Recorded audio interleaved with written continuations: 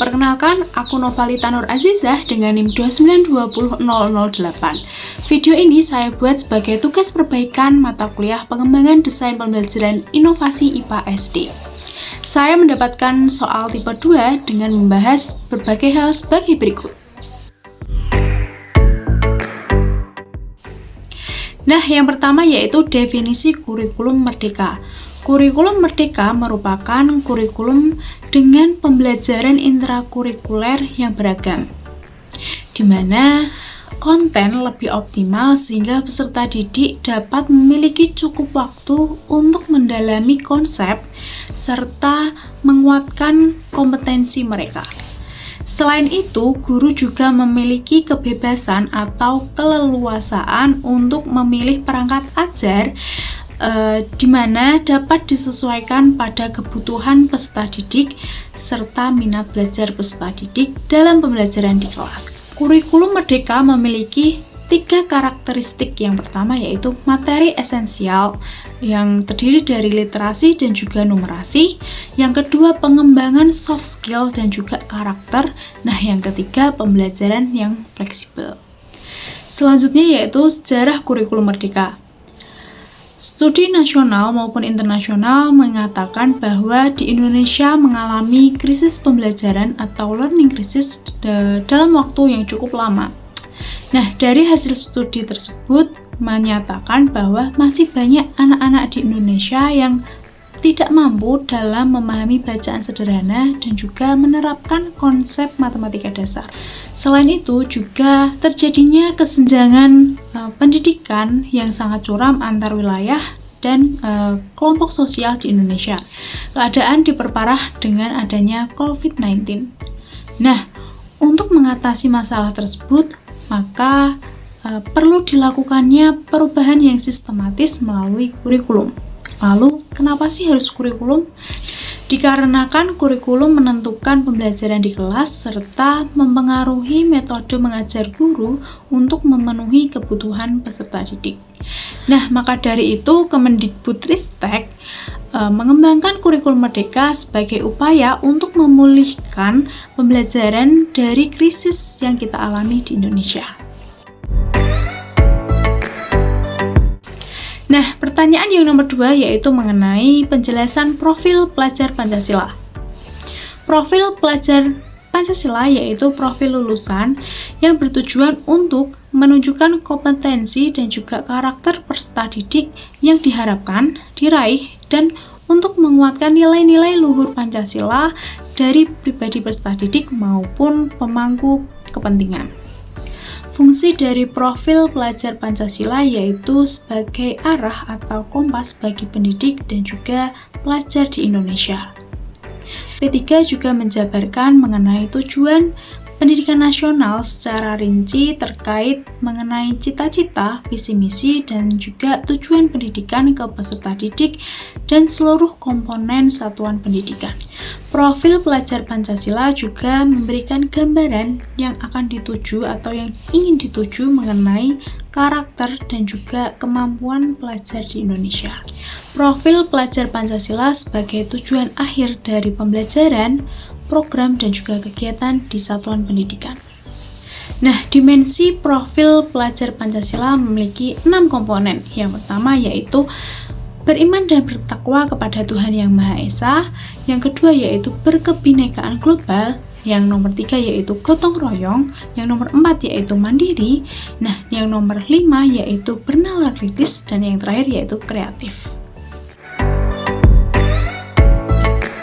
Nah, menurut Subaini tahun 2022, bernalar kritis merupakan berpikir tingkat tinggi di mana seseorang dapat memecahkan suatu permasalahan berdasarkan ketepatan dan keakuratan informasi sesuai dari hasil penelitian yang telah dilakukan. Bernalar kritis berkaitan erat dan sangat relevan dengan mata pelajaran IPA, khususnya pada pelajaran IPA. Nah, menurut Mutmainah tahun 2022, IPA memiliki 3 komponen utama. Nah, yang pertama yaitu sikap ilmiah, yang kedua yaitu proses ilmiah, dan yang terakhir yaitu produk ilmiah.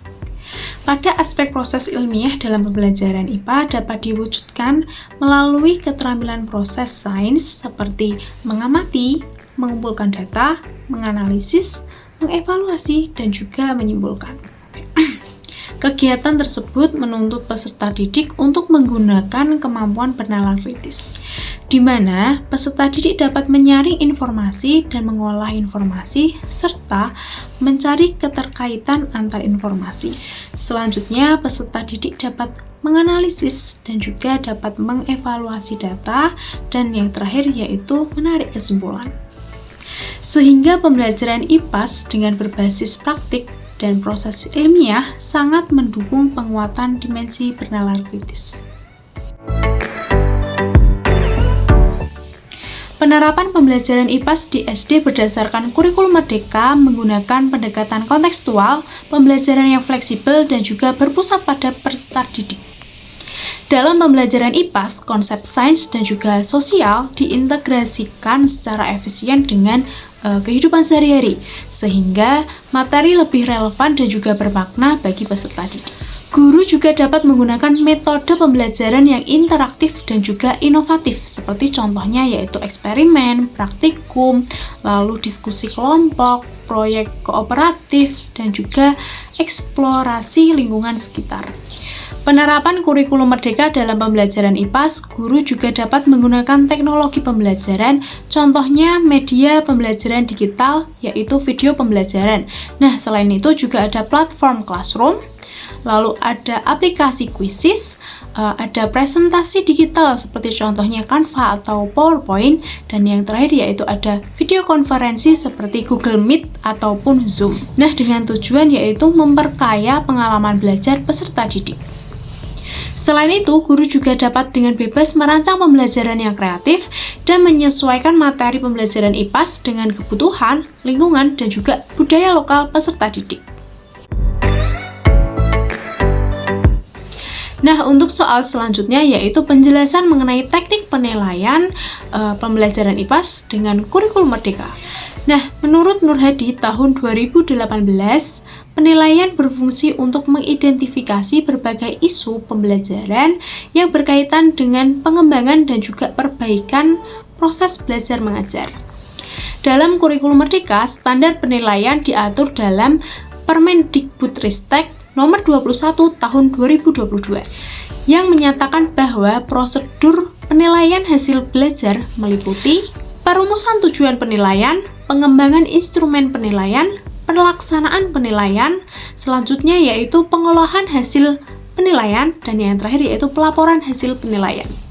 Teknik penilaian yang digunakan oleh guru dalam pembelajaran IPAS meliputi asesmen sumatif dan juga normatif yang berfokus pada tes untuk mengukur capaian belajar peserta didik. Selain itu juga ada asesmen diagnostik sebagai teknik penilaian tambahan yang digunakan oleh sebagian guru untuk mengukur atau melihat kemampuan dan karakteristik, selain itu juga kebutuhan masing-masing peserta didik. Nah, hasil asesmen diagnostik ini dapat digunakan oleh guru untuk menyesuaikan strategi dan juga metode pembelajaran apa yang sesuai dengan kondisi dan juga kebutuhan peserta didik.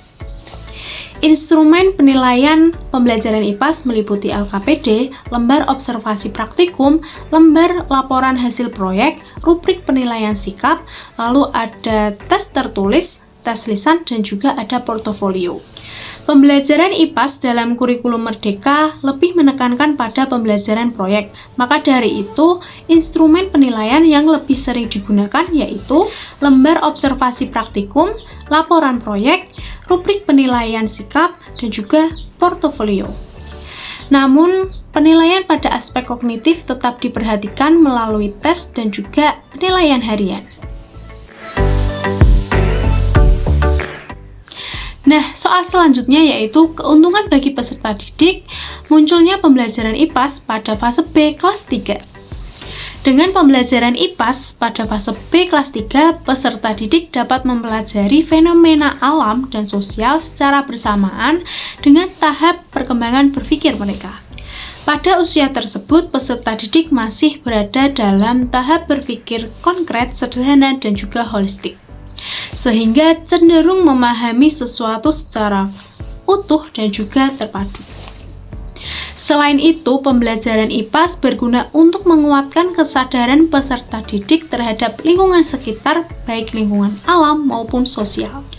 Melalui pembelajaran IPAS, peserta didik didorong untuk melihat keterkaitan antara manusia dengan lingkungannya, sehingga peserta didik lebih mudah memahami bagaimana lingkungan sosial dan alam saling mempengaruhi.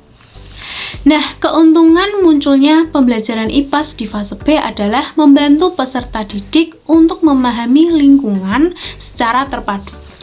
Selain itu, juga menyesuaikan pembelajaran dengan perkembangan berpikir siswa sekolah dasar, serta menumbuhkan kesadaran sejak dini terhadap kepedulian lingkungan alam dan sosial.